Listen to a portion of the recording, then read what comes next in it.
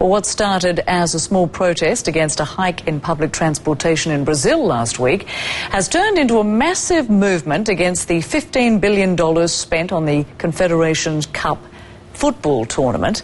Tens of thousands protested in Rio de Janeiro and other cities Monday. They are angry about poor public services, heavy-handed police action and government corruption.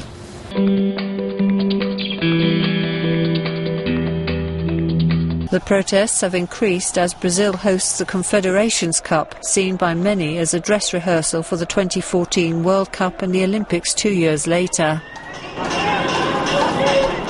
Flagging up the billions in taxpayers' money spent on new stadiums, protesters have also expressed anger about inequality and corruption, demanding higher public spending on health and education.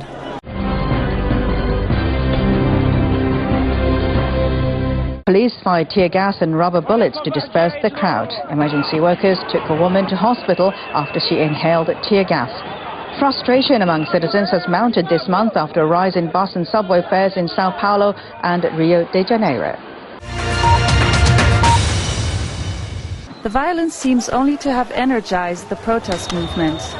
It's for the right to protest, for the right to go to the streets and not be repressed and beaten up. I'm here because I want a better city to live, a better country to live.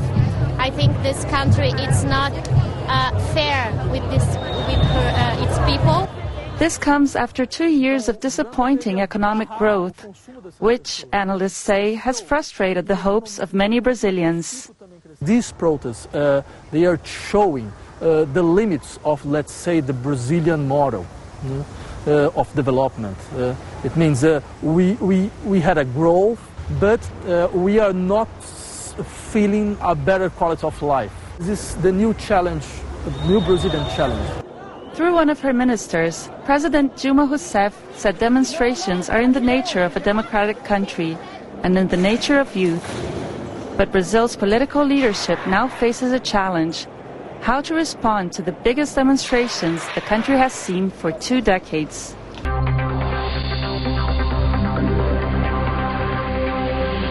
We will prohibit the use of rubber bullets at public demonstrations. And more importantly, I think we can set a big example. In Brasilia, they stormed Congress and the presidential palace.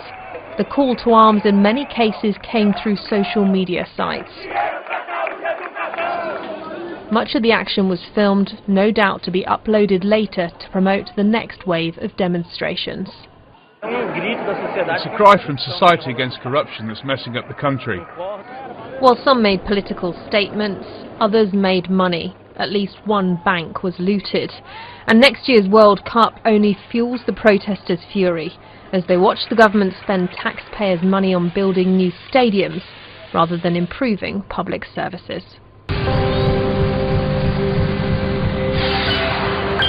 This is the latest in a series of protests hitting major Brazilian cities during the Confederations Cup and ahead of Pope Francis's visit next month.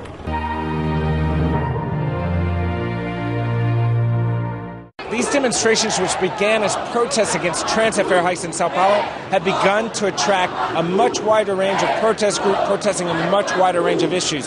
People are basically calling on the government to start delivering more services, better infrastructure, better health care, better education. They say the country is spending billions of dollars on preparations for the World Cup and on preparation for the Olympics, while the government is not doing enough to provide basic infrastructure and basic services to its people.